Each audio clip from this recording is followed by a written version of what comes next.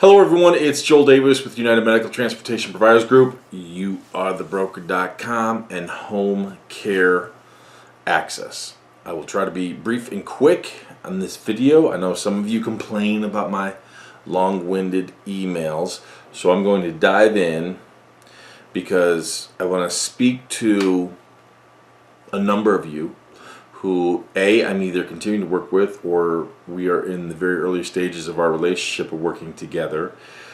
I'm going to share with you two emails that I received this morning. I finished working out this morning, and while I'm waiting in line for Dunkin' Donuts, you know, the breakfast of champions, post-workout meal, work out and then go to Dunkin' Donuts, I started reading these two emails, and they could not be more just opposite.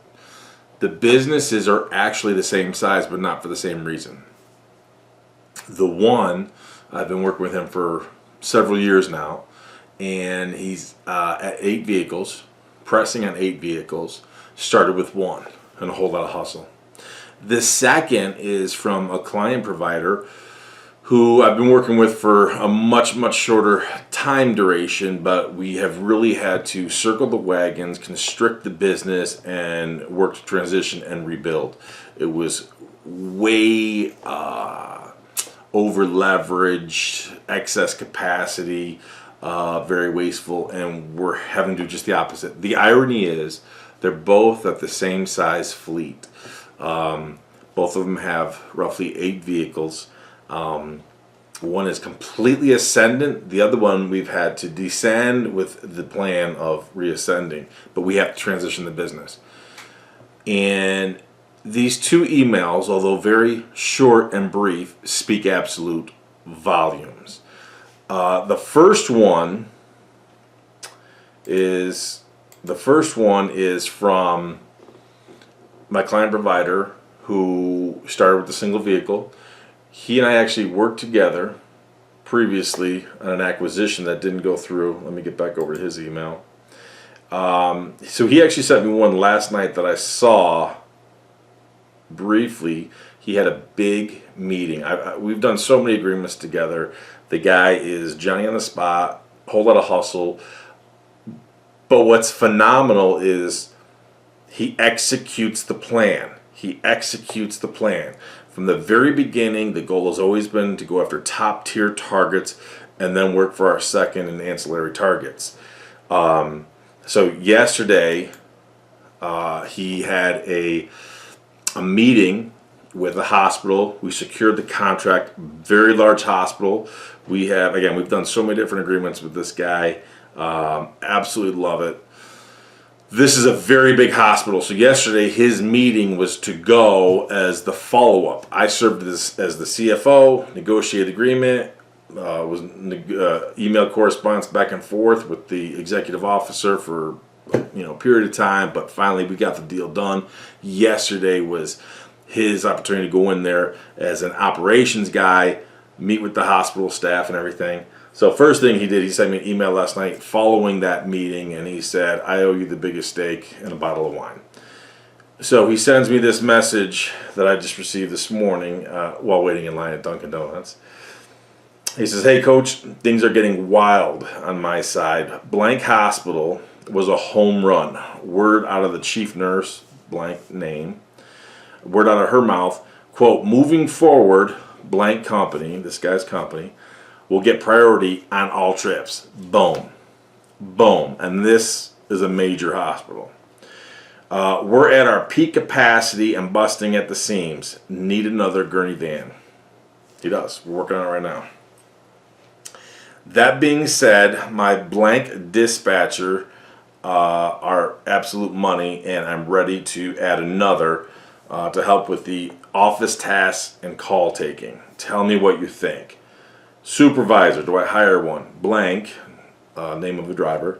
Blank, my superhero driver is genuinely interested and can help with office / field supervisor / training, etc. What does that even look like? He could genuinely take some things off my plate. What extra compensation? Manager, when do we get one? Regards." set the stage. Set the stage. This is all within 2 years. Within 2 years. I won't get too far ahead of myself. Let me jump over here to this other email. Now again, my other client provider, who I'm going to read this email. I'm just going to read you a snippet because it's pretty long and there's some things in there that I need to address individually. So her business, again, when I started working with her, when she retained my services, was overinflated, over leveraged, excess capacity, wasting money in many different directions, and we've had to scale back everything, circle the wagons, work to rebuild a strong foundation from which we could propel and move into a different, more profitable direction. But this is just a little snippet of this email, but it says it all. It says it all, the difference. And it's like right now, the market that she's in, it's like all these little slappy pappy individual Yahoo operators are just undercutting themselves left and right. But this is just a snippet of a much larger email. She says, facilities are going with providers that probably have a simple, cheap, flat rate. A facility that I was trying to get a long time ago called my client provider for help. A facility that I was trying to get a long time ago called because their current provider's phone wasn't working. Now that right there underscores everything. So my client provider has been trying to get in with this facility.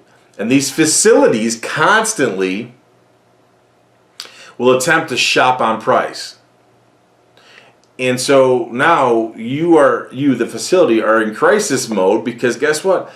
You shopped on price, now you got what you paid for. The competitor of my client provider, their phone doesn't work anymore. I wonder what happened. They keep underbidding, devalue. All they do is devalue themselves. And so many of you who, once we start working with, and we start to peel back the layers of the onion and lift up the hood to see what's below, you're completely devaluating yourself. Now listen, I'm going to be very clear when I say this. And I've mentioned this in previous videos. I personally do not care about transportation. Facts. I know there's people, there's gurus who talk, I've been doing this for 40 years. You're a loser. I'm sorry. I said it. You're a loser. I know there's the battle of the dingbats and everyone of that ilk that gets on here and makes the dingbat videos of how to sign up with more brokers, how to find more brokers. This is flipping insane. In fact, what I'm going to do, that first provider who I just shared you his awesome email, who just closed, we closed the deal last week. Today he went and met with the hospital to further introduce himself, get everything in place for the operationally where our drivers got to go to enter and all the procedures and everything.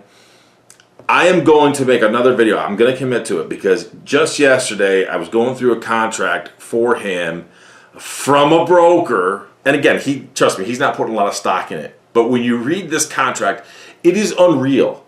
It is absolutely unreal what these brokers put in some of these contracts. And I've mentioned this in a previous video. And again, let me also apologize. I know I don't make a lot of videos. Some of you will send us emails. Where's Joel? Why isn't he making more videos? Some people they want shorter videos. Some people like longer videos. Whatever. You have to understand, I'm not a content creator. I apologize. This is why I say I hate to use the word consultant. This is why I'm a tactician. Okay, I'm an operator. I get in there and I make things happen. I'm not going to chase you. I certainly am not going to chase you. We're way too busy to chase anybody. But I'm a tactician, okay? I'm not a content creator. That's social media nonsense. I don't have time for all that stuff right now. Too busy, too much to do. Business, wife, kiddies, all that kind of good stuff. Priorities. So I'm going to make this video where I'm going to work to break down. I wouldn't even, I probably wouldn't even be able to encompass everything that I have a problem with that broker agreement. In fact, I sent this client provider an email yesterday just itemizing about a dozen things that this is insanity. And I told him I could do a lot more, but you got to let me know, because if we're not serious about this, I'm not wasting my time going through this further and itemizing it and the back and forth, because it would be some serious negotiations. But anyways, going back to these two contrasting emails and two different positions of these businesses, a lot of it is decisions that were made. Okay, again, the one client provider who we're having to further circle the wagons, regroup, reconsolidate, re-strengthen that foundation so we could propel the business forward. The other one just started from ground zero and systematically followed everything to a T. Don't get me wrong, I'm not taking credit, because he's full of P&V, and he works hard. So kudos to him first and foremost. He's on the front line with it, but he will listen. He'll be patient, strategize. Allows me to work the negotiation aspect with the executive officers, the CEOs, and all that stuff of the hospitals and the facilities, and we good cop, bad cop scenarios. Works phenomenal. But there's such a difference. Going back to my other client provider, where she is in an environment where everybody's undercutting themselves. This is what you get as a facility, whether it be hospital, skilled care rehab, nursing facility, independent assisted, whatever type of facility. This is what you get. You want to keep shopping on price? This is what you get. You need transportation? Guess what happens? The phone doesn't even work because they're out of business. People devalue themselves, and they don't have enough meat on the bone, so they can't grow and scale, which means they cannot execute, and everybody loses. Again, I don't care about transportation. I don't care about home care per se. I don't care about I don't even care about like my broker business. My broker business makes me the most money, even though we're probably taking a 7-figure loss because of things that happened, the flooding and the hurricanes, everything that happened down south. But that's your business is a means to an end. Let's get that out on the table. Your business is a means to an end, and everybody needs to understand that.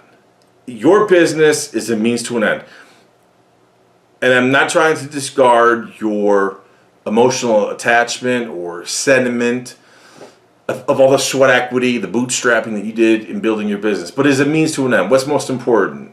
God, your family. It just so happens that your bank account, i.e. your business, funds everything.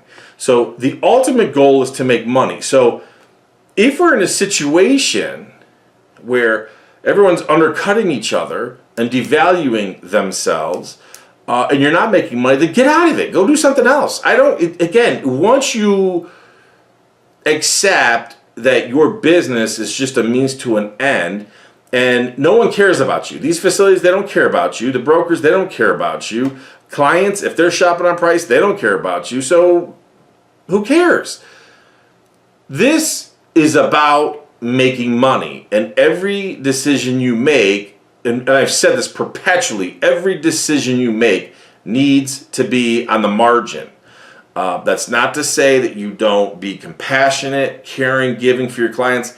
Of course you do. If you don't, you have no business. Your business will cease to exist. Of course you have to take care of your customers. Of course you have to take care of your clients, whether it's NEMT, home care, your broker business, whatever. You have to cater to the needs of your customers, and I know you do, so I don't need to, go down that rabbit hole in excessive detail. You're going to care for your clients. We're all good, caring, compassionate people. Another caveat I'll take a second to note is we're all big-hearted people. I'm going to make a generalization here. If you're watching this video, you're a good-hearted person. You're going to care for your employees, and you want to give them benefits and opportunities, things of that nature. But again, all decisions have to be on the margin.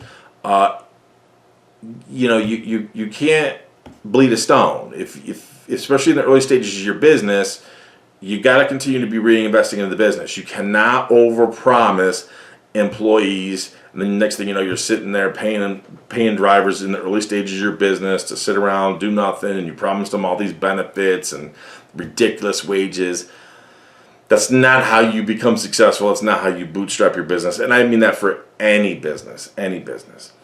Another thing it just hit me. I'm going to make sure I mention this because I see this. I'm seeing this right now. I've seen it forever and it kills me. It kills me.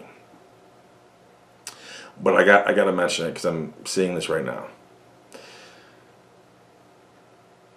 I talk about self-awareness all the time.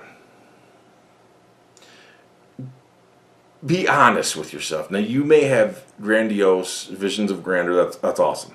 I applaud it. That's awesome. But especially if you're starting out,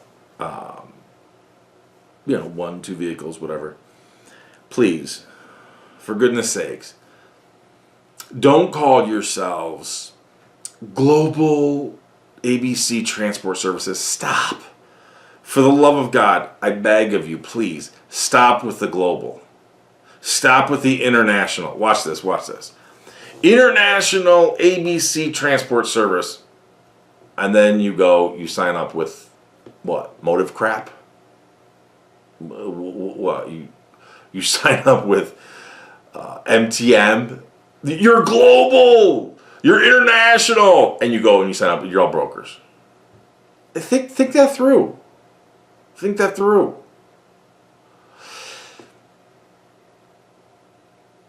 If we're here to make money, which I'm going to assume we all are, if we're here to make money, we have to build a business that is a true asset, that has increasing value, appreciation, that we could sell at a future multiple.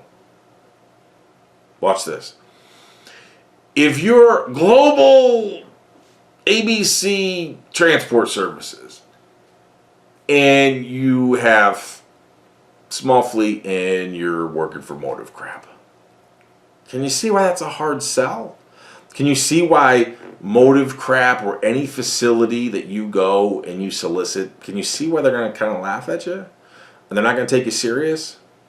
Or how about this one? How about this one? And don't be offended if I called out the name of your business, and because I'm kind of making this up off the top of my head, but if it happens to be so, let it be so. Bill's Transport Service. Bill, come on. Come on, Bill. Bill, how are we going to scale this, Bill? Bill's Transport and Shuttle Service. Bill, come on. How are we going to brand that, Bill? How do we sell that in the future? How does Susan Johnson come and purchase this? How does she come and purchase Bill's Transport Service? 5-10 years from now, what's that look like? Basically, what I'm trying to say is put yourself in the right position from the start, right from the outset. Again, I'm not trying to squash anyone's visions of grandeur. I would never do that. Because the goal is to make money. Now, listen, if I make more money with 5 vehicles, would I rather have 5 vehicles or 10 vehicles with marginal ROI? Obviously, we want 5. That's why I personally don't hang my hat on size. I ultimately hang my hat on margins and bank accounts, bottom line. Again, this is why from time to memorial, I've been saying and will continue to say, we make all decisions on the margin. And your business is simply an asset. Now, here's phenomenal news. We have the businessman coming back into office, and things are going to be delish. I know I just offended a lot of you. Don't care. Don't care. Again, we could talk. I could get very granular for a wide variety of reasons, but I won't waste your time. But I'll talk about bank accounts. I made more money in 4 years under a businessman than I did the previous 14 years. Facts. Facts. All my investments, boom, shot through the roof. For my broker business, ascendant. prospered like a champ. Why? People have more money, buying more things, moving, all that stuff. You could see the direct correlation. Clients that we worked with, that my team and I worked with, we clearly saw the difference in their business. Let me put things in perspective for you. Watch this. But whether you listen to the Battle of the Dingbats, all the other slappy pappies, the resident experts, all the 23-year-old life coaches online that are going to tell you all that nonsense.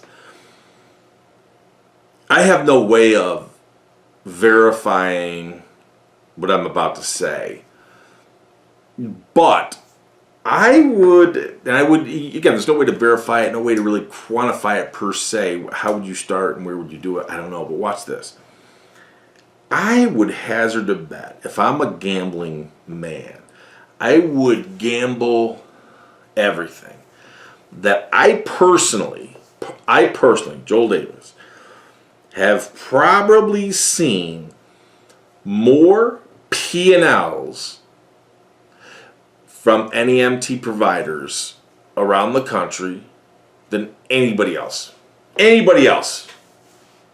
This is hitting me right now. We all want to be unique. We all want to be, one of a kind.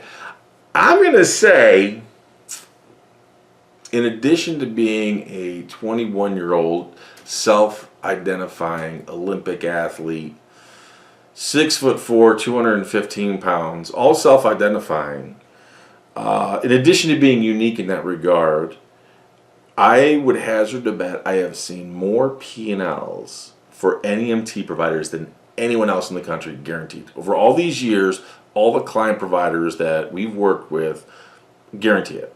Guarantee it.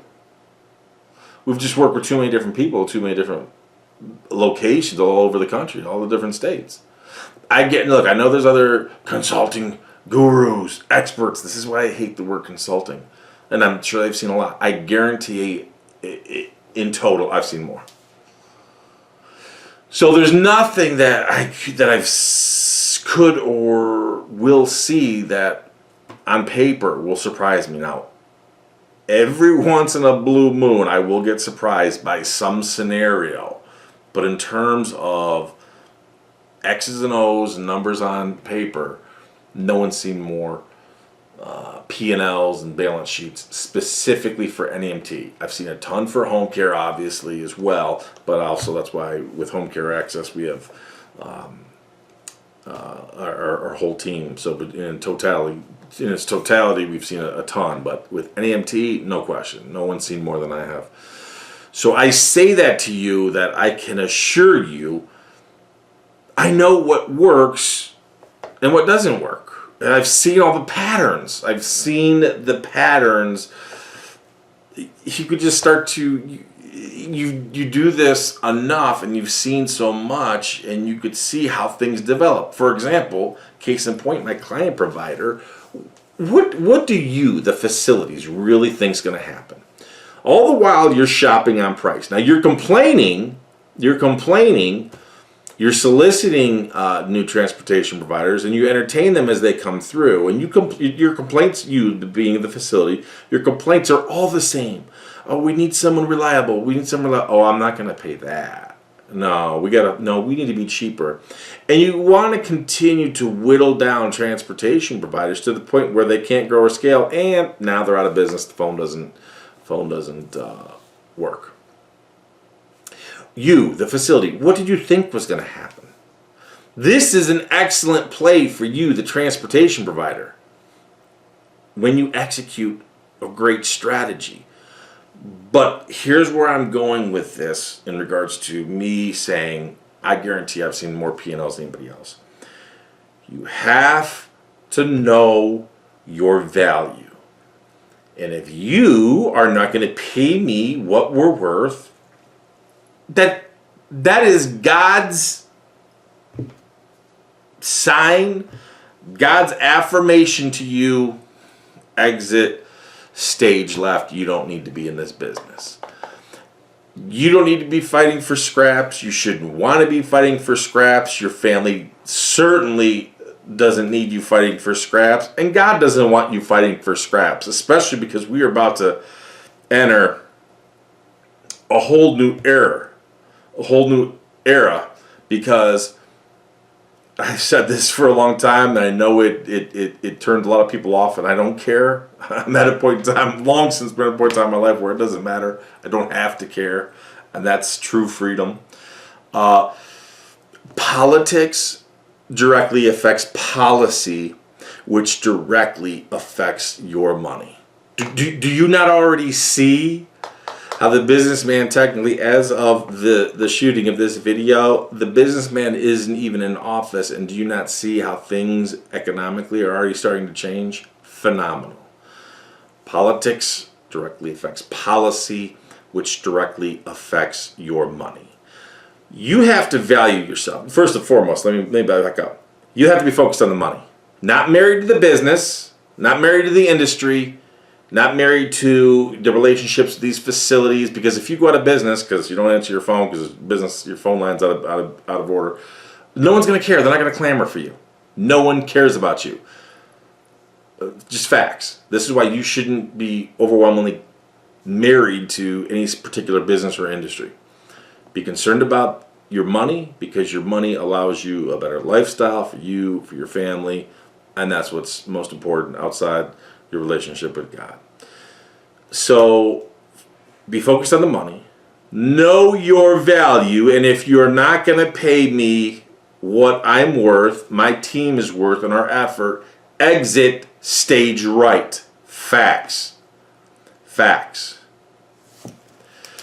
So, folks, I got to run. I got a lot of things to do. I know it's been a long time since my last video. I would love nothing more than to put this one particular video together that I promised you, specifically breaking down, itemizing this one broker video. I'm going to try in the coming days to make time to do that. I won't do the whole agreement because I think it's like 40 or 60 pages in that ballpark.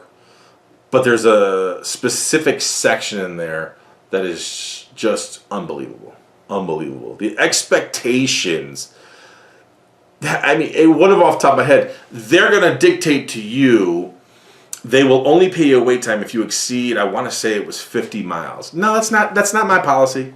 No, that's not my policy. So you can only charge a wait time if you exceed 50 miles. What if I go 35 miles and I end up having to sit there and I have to wait for an hour and a half for the client provider for whatever reason? You're not going to pay that? No. Nah, sorry. You got to know your value. You have to know your worth. You have to develop a good strategic plan. Watch this.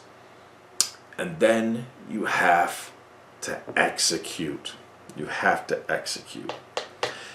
When you know your value, you have a good strategic plan, and you execute properly, there's only one thing I can possibly do. See you at the top.